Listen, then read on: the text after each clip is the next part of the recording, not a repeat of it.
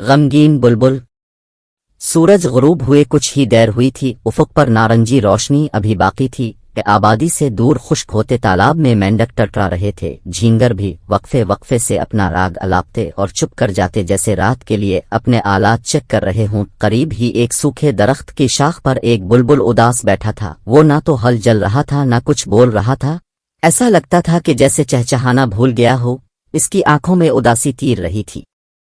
थोड़ी देर ही गुजरी थी कि दौर एक जुगनू अलिफाड़ता नजर आया।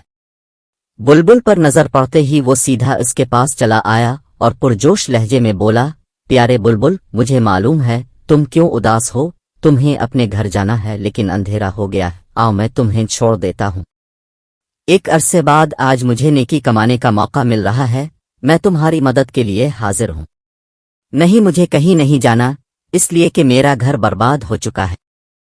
तुम्हारे घर को क्या हुआ? तो जुगनू ने हैरत से पूछा। जिस दरख्त पर मेरा घोंसला था, इसे काट दिया गया है, बल्कि आसपास के सब दरख्त कट गए हैं। बुलबुल भराई हुई आवाज में बोला। हाँ, यहाँ तो बहुत से दरख्त थे, लेकिन अब एक भी नजर नहीं आ रहा। आखिर दरख्त क्यों काटे गए? जुगनू ने आदेर अलिफादेर देखते हुए पूछा। तुम्हें वो शाहरा नजर आ रही है ना? बस इसको चौड़ा करने के लिए। बुलबुल ने कुछ दूर से गुजरती सड़क की तरफ इशारा किया। वो अब मेरी समझ में आया, लेकिन दूसरी तरफ इतनी जमीन भी कोई देने पर तैयार नहीं था। लिहाजा हुकूमत ने इन तमाम पुराने पेड़ों को काट डाला जो गुजरने वालों को साया फराहम करते थे, और हजारों परिंदों इस पर बसेरा करते थे। बुलबुल ने कहा। जुगनू ने अफसोस से गर्दन हिलाई और बोला, इंसान जमीन का दुश्मन बन गया है। वो दिन बदन इसको बर्बाद कर रहा है। जंगल काटे जा रहे हैं, जिससे मौसम बदल रहे हैं और जगह जगह तबाही आ रही है। इंसान के साथ साथ जंगली हयात को भी नुकसान पहुंच रहा है, लेकिन इसे इसका एहसास ही नहीं।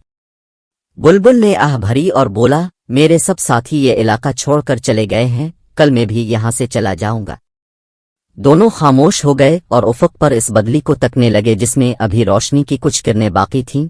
फिर जुगनू धीरे से बोला, हालात बहुत खराब हैं, लेकिन हमें नाउम्मीद नहीं होना चाहिए। इंसानों में अभी ऐसे लोग मौजूद हैं जिन्हें इस तबाही का एहसास है, और वो इसे रोकने की कोशिश करेंगे, खास तौर पर बच्चे। उन्हें तो दरख्त और पौधे बहुत अच्छे लगते हैं।